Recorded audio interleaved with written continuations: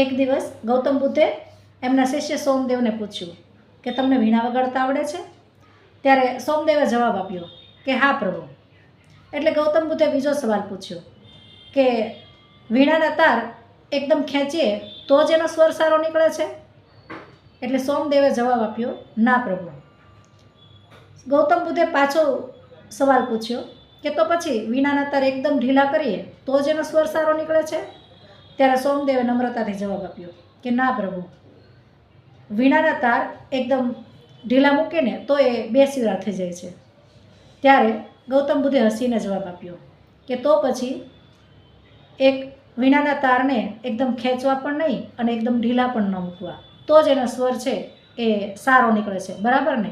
સોમદેવે કહ્યું હા પ્રભુ. ત્યારે ગૌતમ બુદ્ધે એમને સમજાવતા કહ્યું કે આપણે પણ આવું જ છે કે એકદમ ખેંચવું પણ નહીં અને એકદમ ઢીલું પણ ન મૂકવું, આપણે પણ મધ્યમ માર્ગ અપનાવવો. આ રીતે આ વાર્તાનો મર્મ સમજાવતા ગૌતમ બુદ્ધે જવાબ આપ્યો. અને આ જ આપણા બાળકોના ઉછેરમાં પણ છે. જ્યારે આપણે બાળકોના ઉછેર કરતા હોય ત્યારે મોટાભાગે જવાબદારી છે એ માતાની હોય છે. અને માતા છે એને નવું શીખવવામાં, એની કુટેવો સુધારવામાં અને એને જીવનમાં સારા ગુણો વિકસાવવામાં ઘણી બધી મહેનત કરે છે. ત્યારે આપણે પણ બાળકને કુટેવ હોય તો એ કાઢવા માટે એને થોડોક ઠપકો આપવો, થોડુંક ખીજાવવું અને સાથે સાથે એ કુટેવો શા માટે એને કાઢવી જોઈએ એનું કારણ પણ બતાવવું જોઈએ. જેમ કે કોઈ મહાન પુરુષોના જીવનકથામાંથી અથવા તો વર્તમાન કોઈ ઘટના એવી ઘટી હોય કે એની ઉપરથી એ બાળકને સમજાવી અને એની કુટેવો છે એ દૂર કરી શકાય.